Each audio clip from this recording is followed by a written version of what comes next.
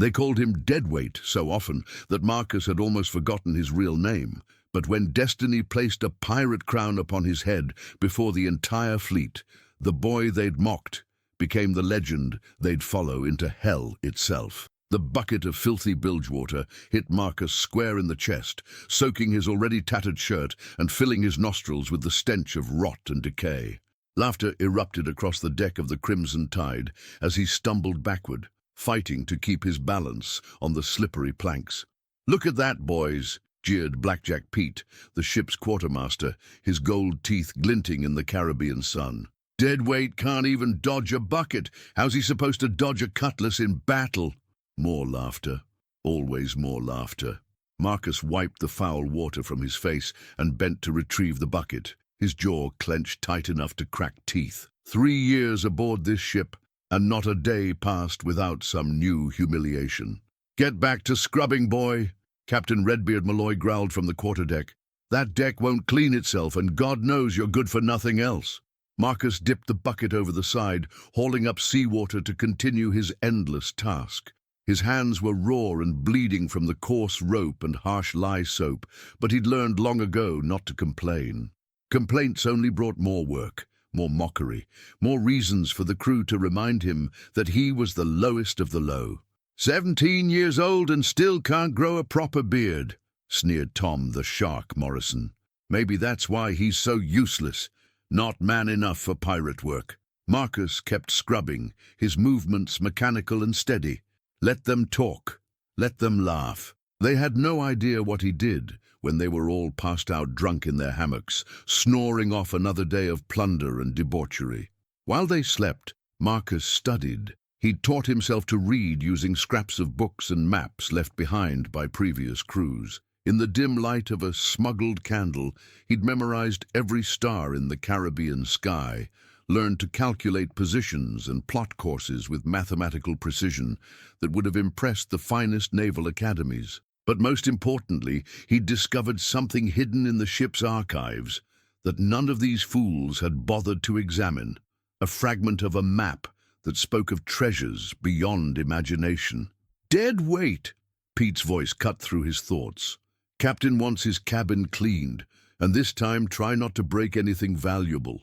Marcus nodded silently and gathered his cleaning supplies. Captain Malloy's cabin was a treasure trove of maps, charts, and navigational instruments, most of which the captain barely understood how to use. As Marcus entered the cabin, he was struck once again by the irony. Here was a man who commanded one of the most feared pirate ships in the Caribbean, yet he couldn't read a star chart to save his life. He began dusting the captain's collection of charts, his eyes automatically scanning the familiar coastlines and shipping routes. But today, something new caught his attention. Tucked beneath a stack of routine supply manifests was a piece of parchment he'd never seen before. Marcus glanced toward the door, ensuring he was alone, then carefully extracted the document. His breath caught in his throat as he realized what he was looking at. A fragment of a much larger map, showing a chain of uncharted islands in the far eastern Caribbean. But what made his heart race were the symbols marked across the parchment. The Crimson Crown. Every pirate worth his salt had heard whispers of the legendary treasure, supposedly hidden by the infamous Captain Bloodheart over a century ago. It was said to be not just gold and jewels, but something far more valuable. A crown that granted its wearer command over all the pirate fleets of the Caribbean. Most dismissed it as myth, but Marcus had spent countless nights studying fragments of old tales, cross-referencing legends with historical accounts, and he was convinced the treasure was real. And now he held what appeared to be a piece of the map leading to it. "What are you doing in here, boy?" Marcus spun around, his heart hammering against his ribs. Blackjack Pete stood in the doorway, his hand resting on the pommel of his cutlass. "Cleaning, sir," Marcus replied, quickly sliding the map fragment back under the manifests. "Just as you ordered." Pete's eyes narrowed suspiciously. "You were looking at something. What was it?" "Nothing, sir. Just dusting the charts." The quartermaster stepped closer, his scarred face twisted into a sneer. "You know what happens to crew members who go through the captain's private papers without permission? They get acquainted with the cat-o'-nine tails. Or worse.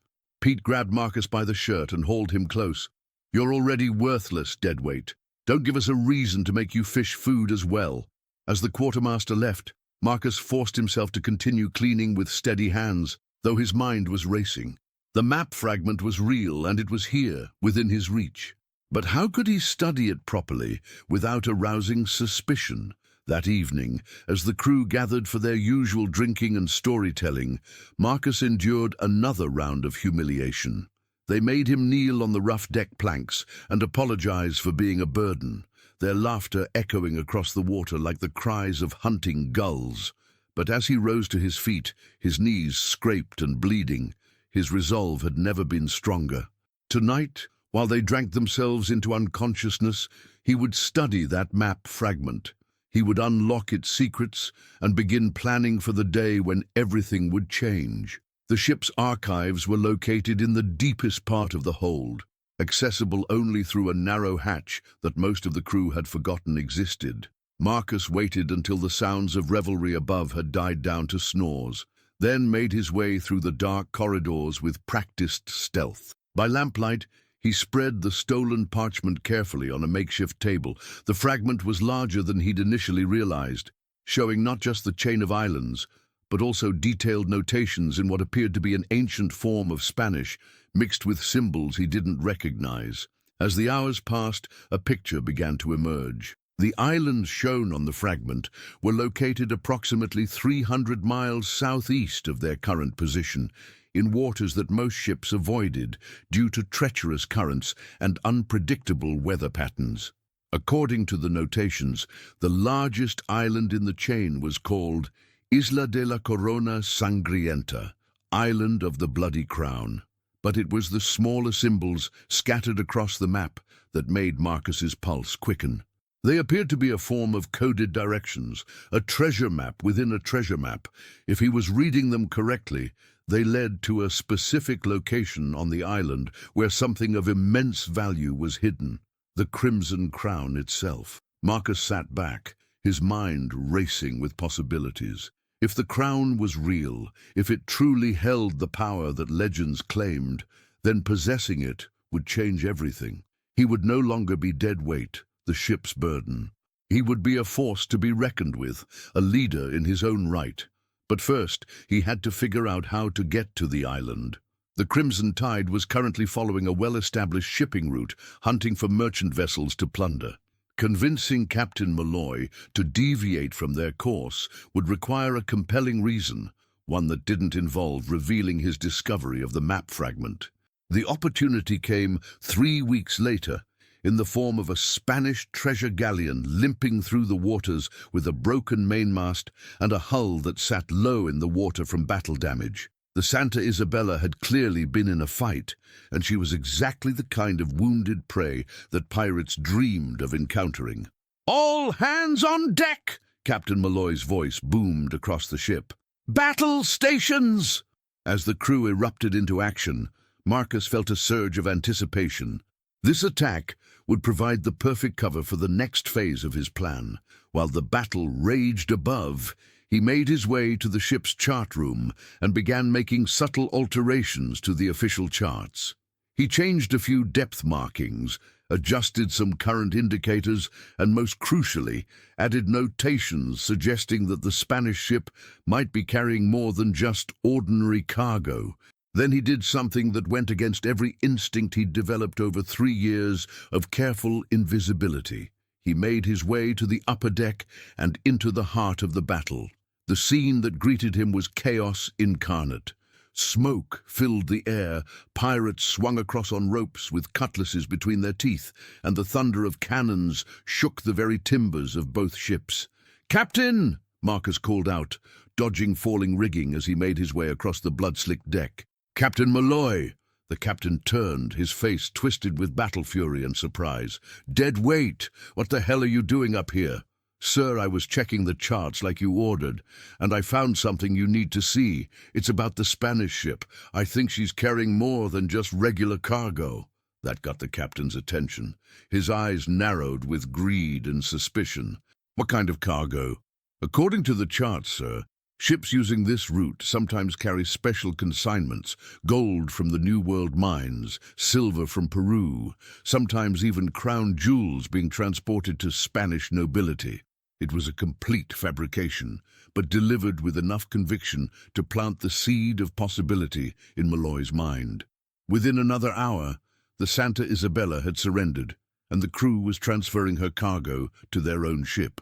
The haul was impressive by normal standards, but it wasn't the extraordinary treasure that Marcus had hinted at. He could see disappointment beginning to cloud the captain's features. "This is it?" Malloy demanded. "Where are these crown jewels you were so certain about?" Marcus had prepared for this moment. "Sir, I interrogated one of the Spanish sailors. He mentioned that they were supposed to rendezvous with another ship, one carrying an even more valuable cargo. Something about a corona de sangre." The Spanish words meant crown of blood, and Marcus could see recognition flicker in the captain's eyes. Every pirate had heard whispers of the legendary Crimson Crown. "Where was this rendezvous supposed to take place?" Malloy asked carefully. Marcus pulled out the altered chart he'd prepared, pointing to a location near the island chain. "Here, sir. According to the sailor, there's a hidden cove where Spanish ships sometimes meet to transfer especially valuable cargoes." The captain studied the chart intently, his greed warring with his natural caution. "These waters, they're not well charted. Could be dangerous." "Yes, sir, but that's exactly why the Spanish use them. The danger keeps other pirates away, which makes it perfect for secret meetings." Malloy was silent for a long moment, weighing the risks against the potential rewards. Finally, he looked up at Marcus with something that might have been respect. "You've done good work today, boy. Real pirate thinking. If this pans out," he gestured toward the crew, "well, maybe it's time we stopped calling you deadweight."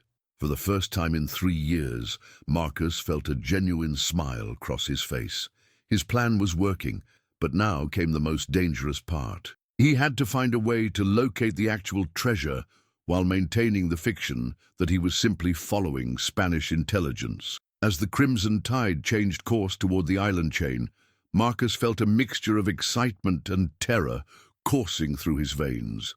Somewhere ahead lay the legendary Crimson Crown, and with it the power to transform his life forever. The boy they called Deadweight was about to become a legend. On the third day, the lookout spotted land, the distinctive silhouette of Isla de la Corona Sangrienta, rising from the morning mist like a volcanic peak crowned with clouds. Marcus joined the crew at the rail, his heart pounding as he saw the island exactly as described in the legends. "That's it," he told Captain Malloy, pointing toward a sheltered cove on the island's eastern shore. "According to the chart, that's where the Spanish ships meet." Malloy raised his spyglass, studying the coastline carefully. "I don't see any ships. We might be early, sir, or we might be too late, and they've already completed their business." Marcus let his voice trail off suggestively. As the Crimson Tide approached the cove, Marcus felt his pulse quickening. Everything depended on the next few hours. The ship dropped anchor in crystal-clear waters, and Malloy began organizing a landing party. "Pete, Morrison, Williams, you're with me. We'll scout the area."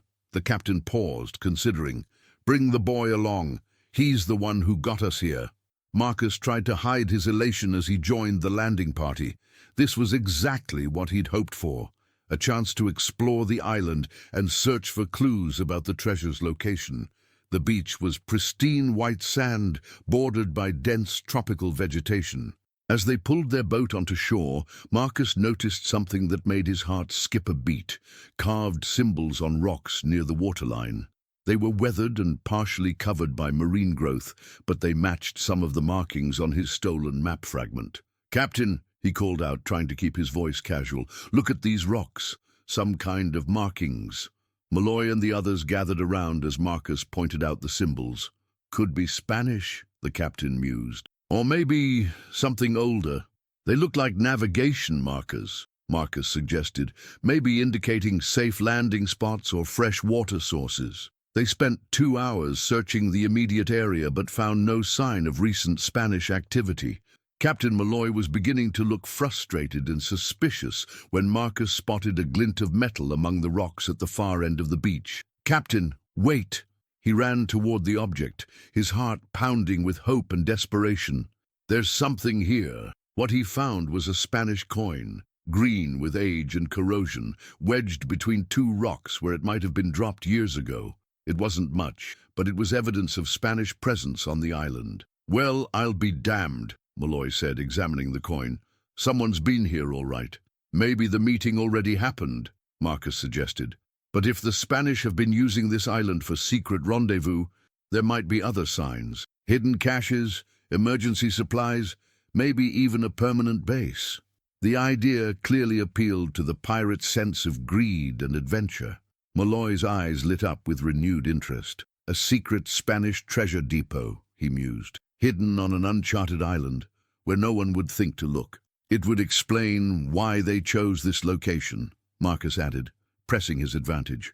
"Not just because it's isolated, but because they already had infrastructure here." The captain looked around the cove with fresh eyes, seeing possibilities instead of disappointment. "All right, we'll make camp for the night and do a proper search in the morning. If there's Spanish treasure hidden on this island, we'll find it." That night, while the others slept around their campfire, Marcus slipped away into the jungle with his stolen map fragment and a small lantern. The symbols on the beach had given him a starting point, and he was determined to follow the trail wherever it led. The jungle was alive with sounds, insects chirping, small animals rustling through the undergrowth, and the distant call of night birds.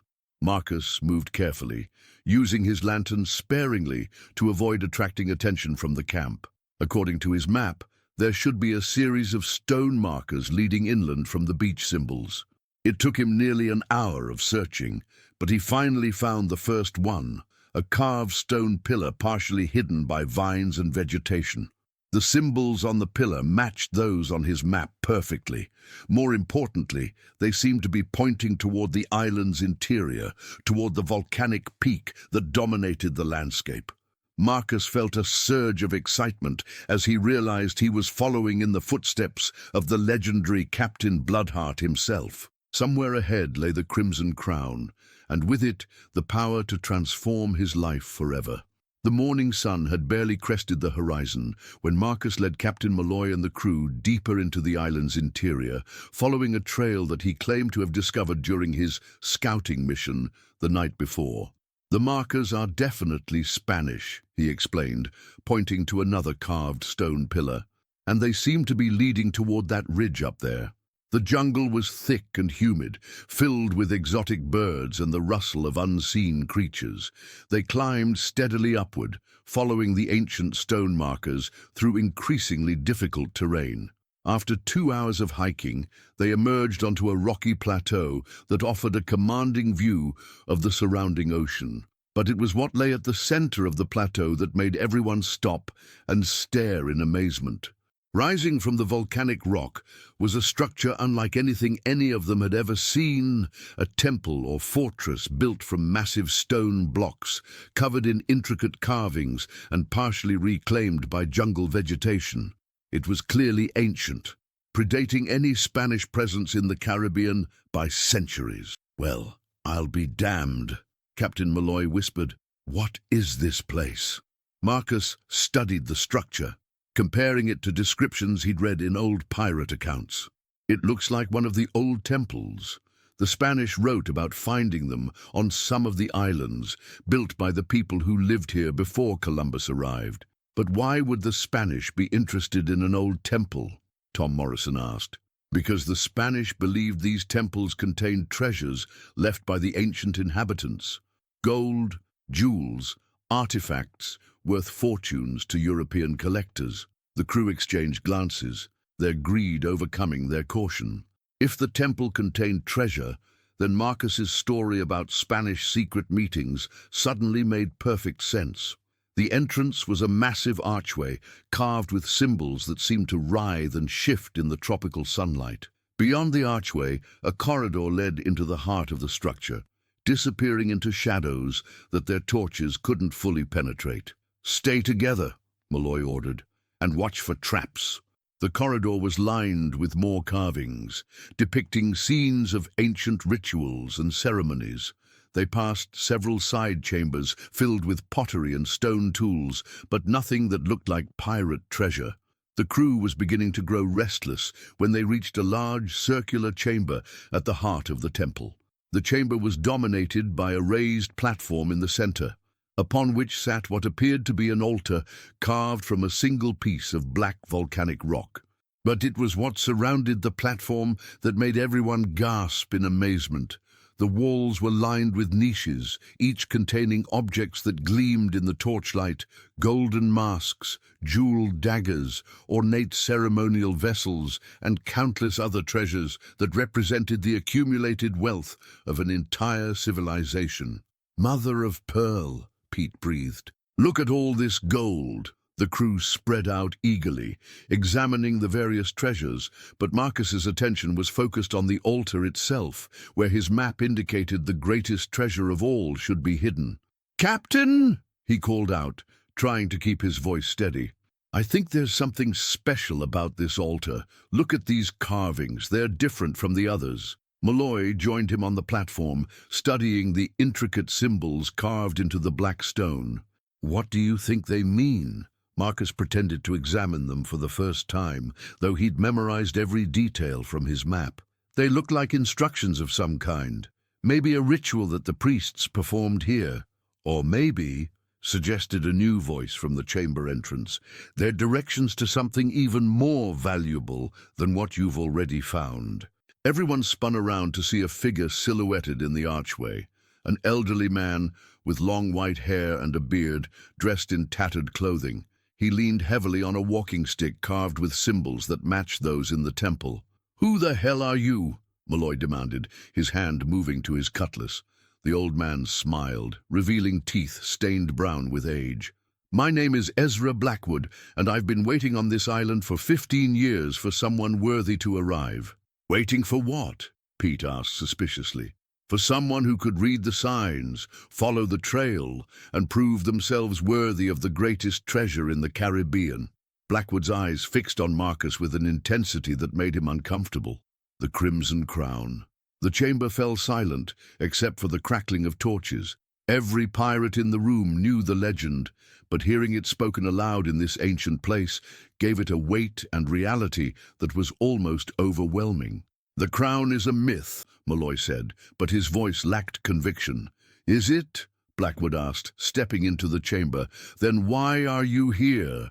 Why did you follow the markers, solve the puzzles, and find your way to this sacred place?" Marcus felt his heart hammering against his ribs. This old man seemed to know exactly what had brought them here. "We're here following Spanish intelligence," Malloy replied. "Information about secret meetings and hidden treasure caches." Blackwood laughed, a dry, rasping sound that echoed off the stone walls. "Spanish intelligence? My dear Captain, the Spanish haven't been to this island in over 50 years. They're far too superstitious to set foot on cursed ground." "Cursed?" Morrison asked nervously. "Oh, yes," Blackwood nodded. "This island has been cursed since the day Captain Bloodheart hid his greatest treasure here. Ships that approach with ill intent are wrecked on the reefs. Men who seek the crown for selfish purposes are driven mad by its power. Only one who proves himself worthy can claim it safely." Marcus found his voice. "And how does one prove worthiness?" The old man's eyes gleamed with something that might have been approval. "By demonstrating the 3 virtues that Bloodheart valued above all others: courage, wisdom, and loyalty. The altar you're standing on is the final test, young man. Are you prepared to take it?" Before Marcus could respond, Blackjack Pete stepped forward aggressively. "Now wait just a minute, old man. We found this place, we took the risks, and we'll decide who gets what treasure." "I'm not making demands," Blackwood replied calmly. "I'm simply explaining the rules that have governed this place for over a century. The crown chooses its own master. It cannot be simply taken by force." "Watch me!" Pete snarled, drawing his cutlass and advancing on the altar. As Pete reached for the altar, the black stone began to glow with an inner light that pulsed like a heartbeat. The temperature in the chamber dropped dramatically, and a wind began to blow from nowhere, extinguishing several torches. Pete's hand touched the carved surface, and he screamed, a sound of pure agony that echoed through the temple. He jerked his hand back, but it was too late. His palm was burned black, the flesh seared as if he'd grasped a red-hot iron. "The crown protects itself," Blackwood explained, as Pete collapsed to his knees. "It will only reveal itself to one who approaches with the proper intent and understanding." The rest of the crew backed away from the altar, their faces pale with fear and superstition. But Marcus felt something different, a strange pulling sensation, as if the altar was calling to him specifically. "What kind of understanding?" he asked. Blackwood studied him carefully. "Tell me, young man, why are you here? What brought you to this island?" Marcus looked around at the crew, men who had mocked him, humiliated him, and treated him as worthless for 3 years. He could lie, maintain his cover story, or he could tell the truth and risk everything on the chance that honesty was part of the test. "I found a map," he said quietly, "a fragment of Bloodheart's original chart, hidden in the ship's archives. I've been planning this expedition for months, waiting for the right opportunity." The crew stared at him in shock. Captain Malloy's face darkened with anger. "You mean this whole story about Spanish meetings was a lie?" "Yes, sir. I needed a way to get the ship to these coordinates without revealing my real purpose."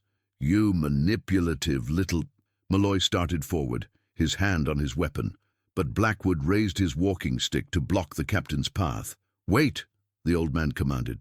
"Let him finish. Why did you want to find the crown?" Marcus took a deep breath, knowing that his next words would determine his fate. "At first, it was for revenge. I wanted to prove that I wasn't the worthless burden they all thought I was. I wanted power, respect, the ability to make them pay for how they'd treated me. And now," Blackwood prompted.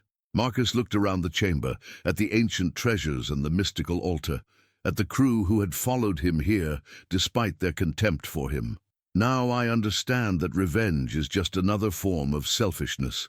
If the crown has the power that legends claim, it should be used to protect people, not to settle personal scores." The altar's glow intensified, and Marcus felt the pulling sensation grow stronger. Without fully understanding why, he stepped forward and placed his hand on the carved surface. Instead of the searing pain that had afflicted Pete, Marcus felt a warm, tingling sensation spread up his arm. The symbols on the altar began to shift and rearrange themselves, forming new patterns that seemed to tell a story. "The crown recognizes you," Blackwood said with satisfaction. "But recognition is only the first step. Are you prepared for the final test? What does it involve? A choice. The crown will reveal itself, but claiming it requires a sacrifice. You must give up something precious to you, something that represents your old life and your old way of thinking." Marcus understood immediately. The choice wasn't about gold or jewels. It was about identity. To claim the crown, he would have to abandon his role as the ship's outcast and accept the responsibilities of true leadership. "I'm ready," he said. The altar began to split open along invisible seams, revealing a hidden chamber within, and there, resting on a bed of black velvet, was the crimson crown itself. It was smaller than Marcus had expected, but infinitely more beautiful. The crown was made of some metal that seemed to shift between gold and silver depending on the angle of view, set with rubies that glowed like captured fire. Every curve and line spoke of divine artistry, of power that transcended mere mortal understanding. "Take it," Blackwood urged. "But remember, once you put it on, there's no going back. You'll be bound to it, and it to you, until the day you die." Marcus reached into the chamber and lifted the crown from its resting place. It was surprisingly light, but he could feel the power thrumming through the metal like a living thing. Behind him, he heard Captain Malloy draw his pistol. "Put it down, boy. You've led us here and we're grateful. But that crown belongs to the captain of this crew." Marcus turned slowly, the crown still in his hands. "Does it? According to what law? The law of the sea says that treasure belongs to those who can claim it. I'm the one who found the map, planned the expedition, and solved the puzzles. By what right do you claim it?" "By right of command," Malloy snarled. "I'm the captain of this ship, and you're nothing but dead weight," Marcus finished. "A burden, a coward who's never proven himself in battle. Is that really what you think of the man who led you to the greatest treasure in pirate history?" The chamber fell silent as the implications of his words sank in. For 3 years they had dismissed him as worthless, but now they were forced to confront the fact that he had accomplished something none of them could have managed alone. "The boy's got a point," Tom Morrison said reluctantly. "He did get us here." "I'll make you all a deal," Marcus said, his voice carrying a new authority that surprised even him. "I'll put on the crown and accept its power, but I won't use it for revenge. Instead, I'll use it to make this crew the most successful pirates in the Caribbean. Equal shares for all, fair treatment for everyone, and no more calling anyone dead weight." "And if we refuse?" Pete asked, still nursing his burned hand. Marcus looked down at the crown, feeling its power calling to him. "Then you can try to take it from me, but I don't think you'll succeed." The standoff stretched for long moments, tension crackling in the air like electricity before a storm. Finally, it was Captain Malloy who broke the silence. "You really think you can lead this crew, boy? You think wearing a fancy hat will make you a pirate captain?" "I think," Marcus replied, "that I've already proven I can think like a pirate. The question is whether you're smart enough to follow someone who can make you all rich beyond your wildest dreams." One by one, the crew members began to lower their weapons. They were pirates, after all, and pirates understood the value of following a leader who could deliver results. Marcus raised the crown toward his head, then paused. "Ezra Blackwood, will you serve as witness to my oath?" Blackwood nodded solemnly. "I will. Then I swear by this crown, and by the spirit of Captain Bloodheart himself, that I will use this power wisely, protect those under my command, and never forget that true leadership comes from service, not domination." As the crown settled onto his head, Marcus felt a transformation that went far beyond the physical. Power flowed through him, not just the mystical authority of the legendary artifact, but the confidence that came from finally knowing his true worth. The crew knelt as one, their heads bowed in acknowledgement of their new captain. Even Malloy, after a moment's hesitation, dropped to one knee. "All hail, Captain Marcus," Blackwood declared, his voice echoing through the ancient chamber. "May his reign be long and prosperous." As Marcus looked down at his kneeling crew, he felt a mixture of triumph and responsibility that was both exhilarating and terrifying.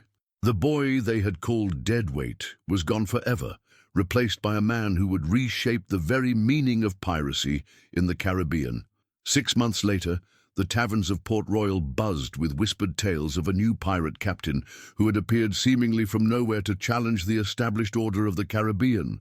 They called him Captain Crimson, and his red crown had become the most feared symbol on the 7 seas. Ships flying his banner commanded respect from both pirates and naval forces alike. His fleet had grown from a single vessel to a formidable armada, and his crew's loyalty was absolute. But perhaps most remarkably, Captain Crimson had instituted a new code of piracy, one that protected the innocent, punished the cruel, and ensured that every member of his crew was treated with dignity and respect. The boy they had mocked as Deadweight had become the most powerful pirate captain in the Caribbean, proving that sometimes the greatest treasures are found not in gold, but in discovering your true worth.